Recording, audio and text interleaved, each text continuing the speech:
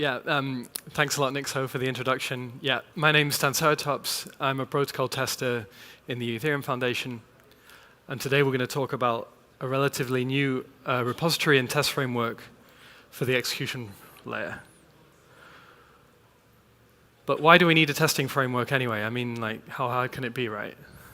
So the main, client diversity is like a foundation of Ethereum core protocol development. And as you heard in Ethereum's talk in the opening ceremony, that having 2 client implementations for the 2016 Shanghai DDoS attacks really helped the network stay online during these attacks. So client diversity, having 2 clients with 2 different implementations, different code paths, can make the client more resilient against attacks or software bugs. And today we have many more implementations. So we've got at least 9 EVM implementations across 8 different languages. And I'm not even talking about exotic implementations. I'm talking about things that I generally work with day to day. But having so many implementations does add quite a bit of complexity to testing. And so we exist as a team, EEST, and it's also the name of our repo, Ethereum Execution Spec Tests, and we maintain a set of client-independent tests that every client team can use to verify their implementation of the execution layer.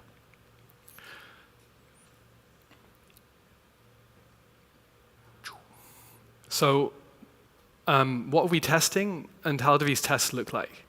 So the main thing we're testing is that no matter what state change we provoke in clients by sending transactions to the network, that afterwards every client would produce the same post state. So the Ethereum worldview is exactly the same amongst all the clients. So we have 2 main formats in order or test formats in order to test this. We have state tests and we have blockchain tests. And the idea is more or less the same, that we have a pre-state, which is like a kind of a genesis allocation for the blockchain. We have a collection of EOA accounts or smart contracts that have been deployed on the chain.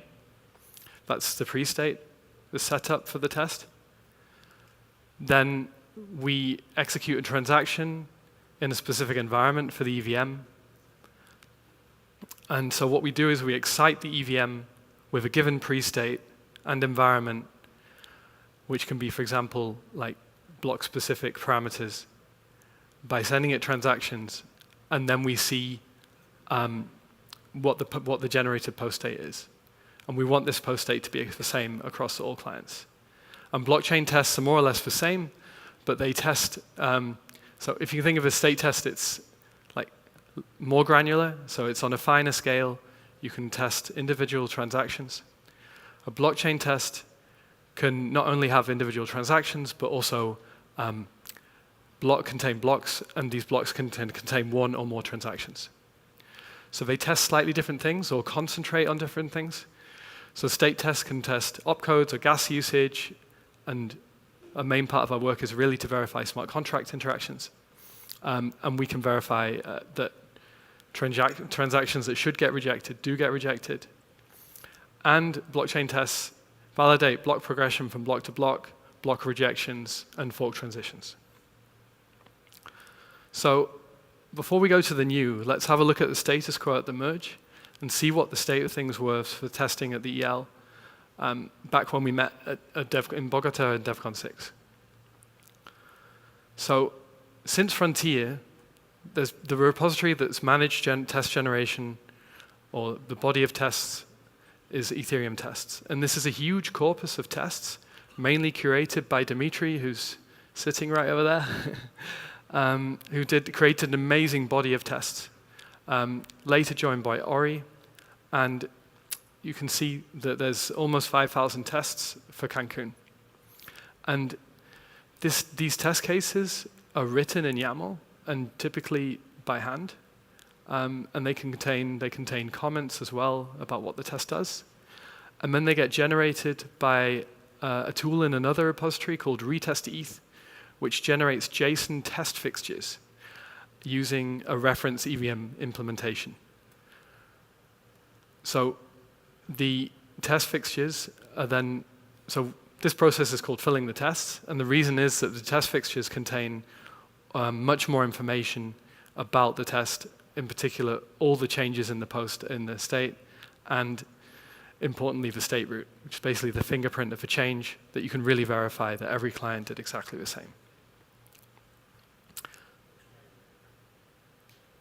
So in 2021, Ori had the idea to create more complicated tests, and so instead of just writing these YAML files by hand, he started generating many YAML files using a node script, like using JavaScript.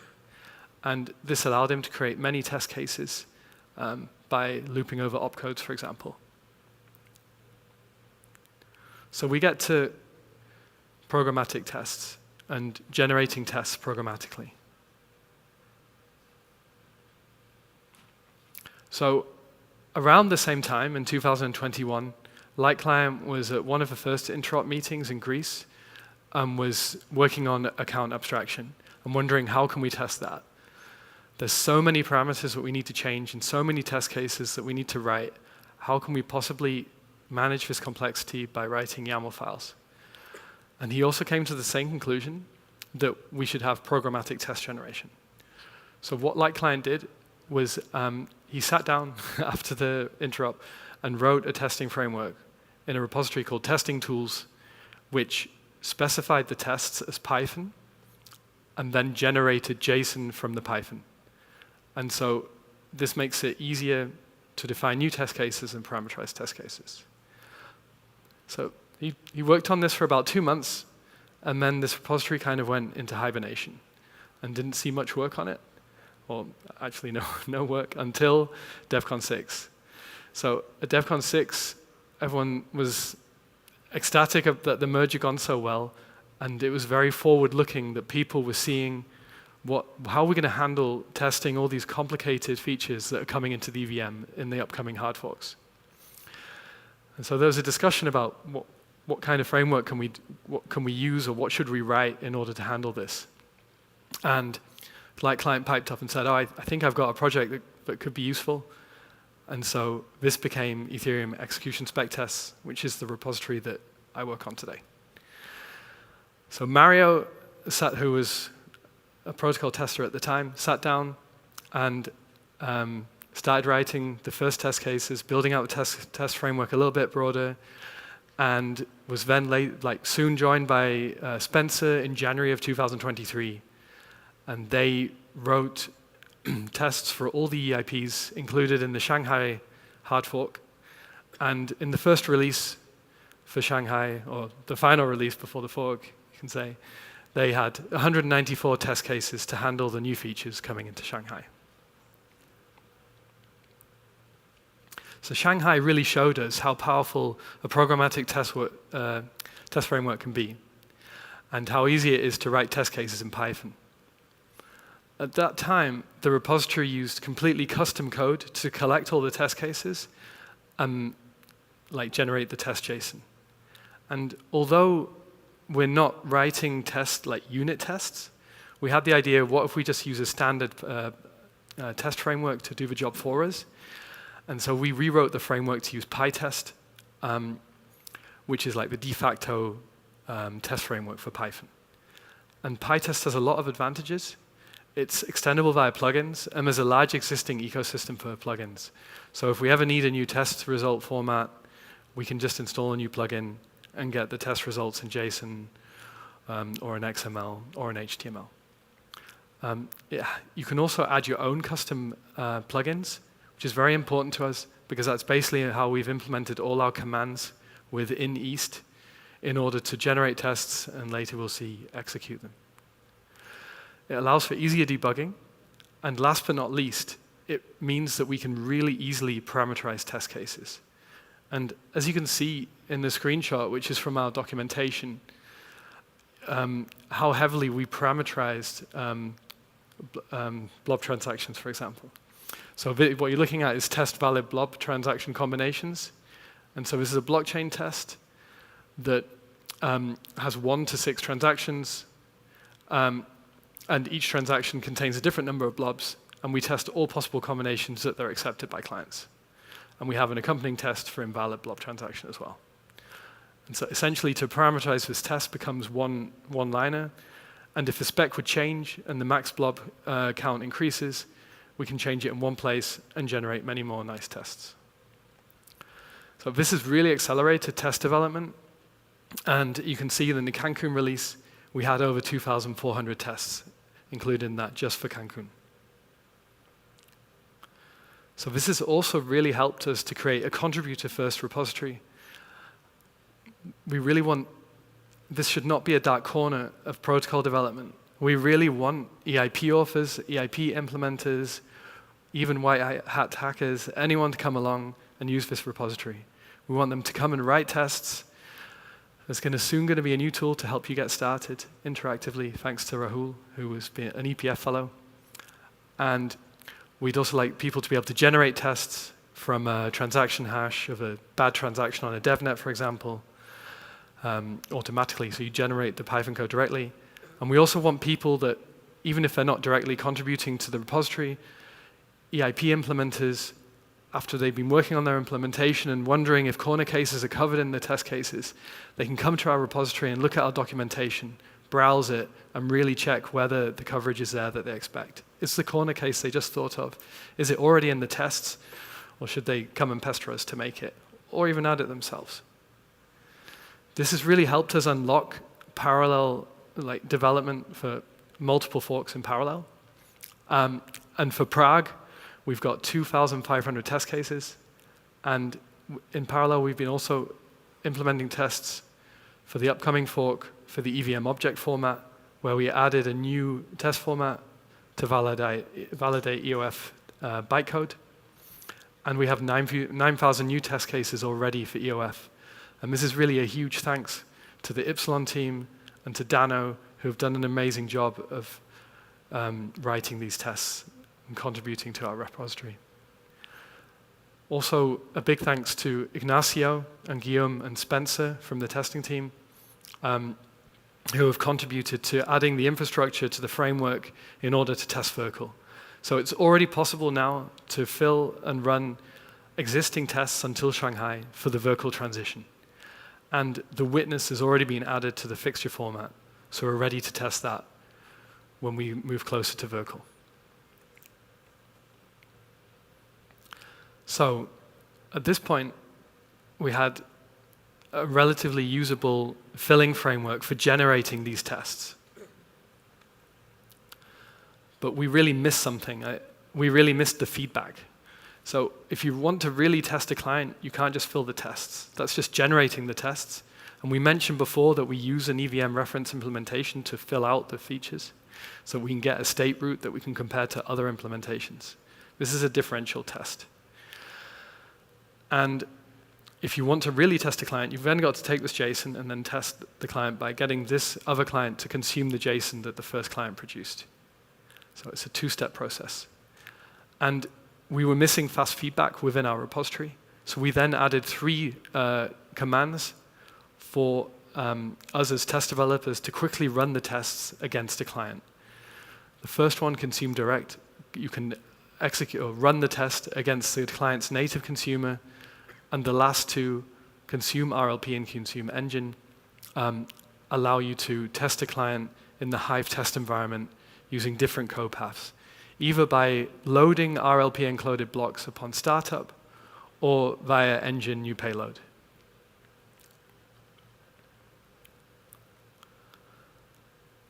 These commands that were in thanks to the modular architecture we've created using pytest plugins. And we really use combinations of these plugins in order to achieve the commands or the tooling that we need in the repository. And Mario came up with an excellent idea that to extend the framework to allow execution of these tests on live networks. So he added the execute command, which allows us to attack live DevNets, which we just did in the framework, in the workshop a couple of hours ago. So the execute command doesn't generate JSON fixtures. It takes the test cases, generates a transaction, and executes it against a client using its RPC endpoint. This really unlocks a totally new use case for our tests and really allows us to get out of the staging-like setting that we've been executing these tests in until today and run them in a more production-like setting. So we can really run these tests against DevNets.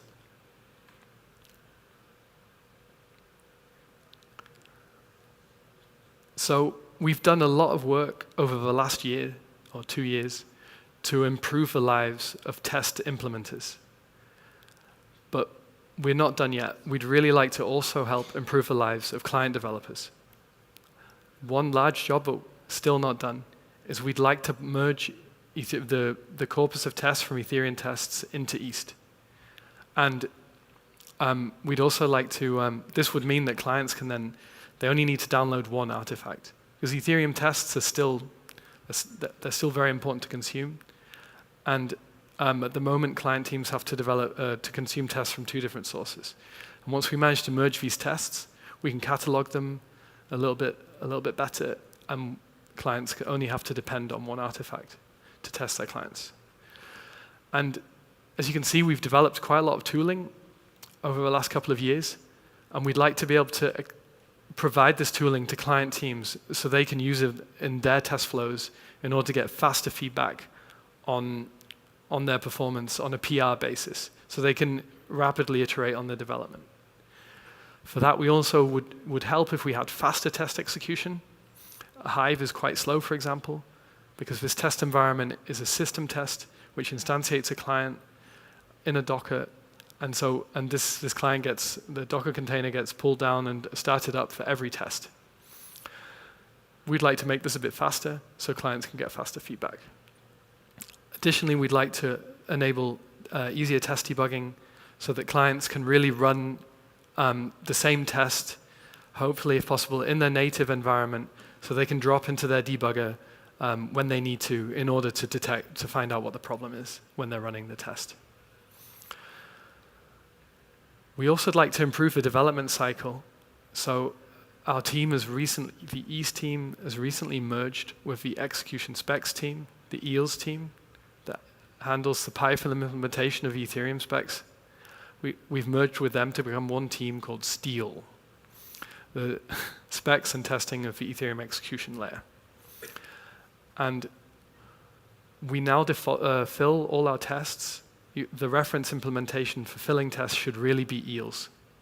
And it is for all forks up until including Prague and soon Prague. This would unlock a kind of test-driven development. It's a rather coarse test-driven development because you need an end-to-end test, obviously, for your client. But it does mean that when a client implementer comes to implement his code for the EIP, he will have tests ready to go, and he'll be able to check whether it's there. So the feedback will be fast, instead of having to implement it and perhaps wait for tests to arrive from another client. Another thing that we'd really like to add would be EIP versioning. So there's many different places where an EIP is defined or implemented. There's the Ethereum EIPs repository, there's the tests, and then there's all the client versions and the specs, of course. So there's multiple versions where the EIPs are defined, and if we can track the versions across all these components more easily, we'll be able to make a statement about whether these components are even compatible before we run tests. So we can even just basically exfail the tests, and we know that we expect a failure, and we don't have to try and debug something that doesn't make sense because the specs are just incompatible. And last but not least, we'd like to improve coverage. It would be amazing to be able to hook a fuzzer into the tests. So we already have a whole bunch of edge cases for EIPs, and if you could define which parameter you'd like to fuzz for these edge cases, it would allow us to run these via execute and get more test coverage. And we'd like to improve our documentation even more and encourage people to come and look at our test cases and try and contribute to new ideas to increase coverage. So I hope you see that the title of the talk is not just a meme. Our repository does protect by allowing clients to consume the tests, but now we can also attack clients on DevNets. So thank you very much. One of the main messages of the talk is really that we're here, and any client dev, anyone who's interested in testing on Ethereum can reach out to us, and you can find all our contact details in our user document or in our repo documentation. Just go to the docs that you'll find linked in the repo. Go to Getting Started and Getting Help. All right, thank you very much. Let's take some questions, starting with the most upvoted. Can you programmatically check test coverage? That's an excellent question, and Dimitri's been working very hard on this. And we now have a GitHub action that actually does exactly this. So it detects if a test has changed, and then it will basically fill the test before and after, and run the fixtures against EVM1 from the Epsilon team, and get a test coverage on EVM1 before and after, and then literally check what's the line difference in coverage. So yes. Were significant bugs found using this testing framework? I mean, we hope to catch the bugs earlier, right? So we don't want to catch the bugs on DevNet, really. We want to catch the bugs as soon as possible while the client is implementing. And so yes, but hopefully you'll never hear about it.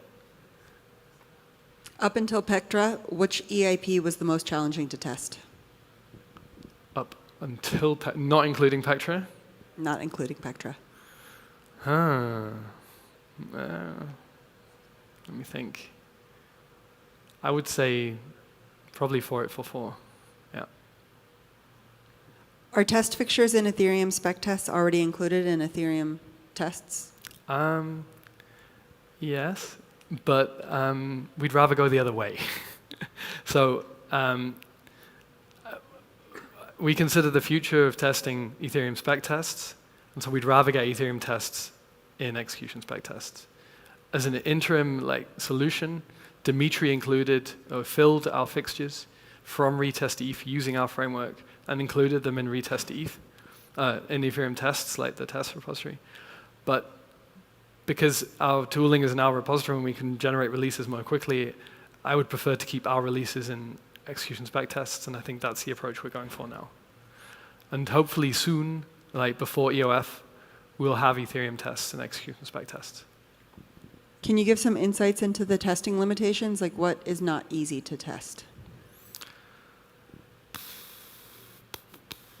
I mean, definitely one of the challenges is keeping up with specs. So it's not easy to test a moving target, which is maybe not the answer you expect, but it's definitely very hard to keep up with the pace of Ethereum development and have tests ready for clients to go. Is the reference EVM independent of other clients? Yes. And I'll just say again, the reference EVM implementation should be EELS. That's exactly what it should be. What does filling from EELS mean? Filling from EELS means that we have a test case, which may just be a few lines of code. That describes the entire test case, thanks to the framework and EELS. And EELS basically, so the way it's done is there's a tool called the transition tool, otherwise known as T8N.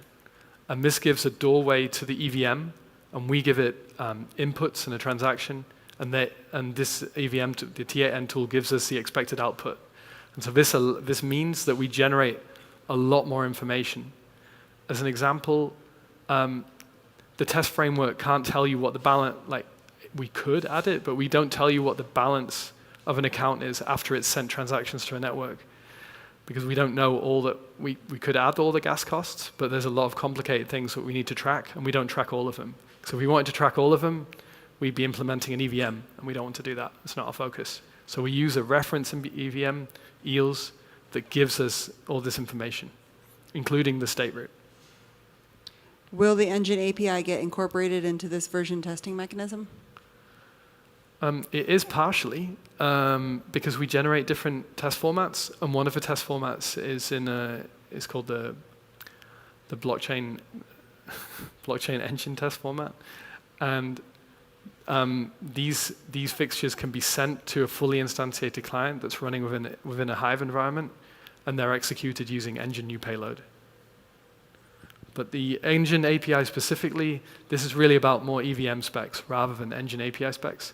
There's a separate simulator in the Hive repository that handles these tests. Great, thank you so much. We are out of time for questions, but if you have one of these questions, find Dan afterwards, and we will be back in 5 minutes.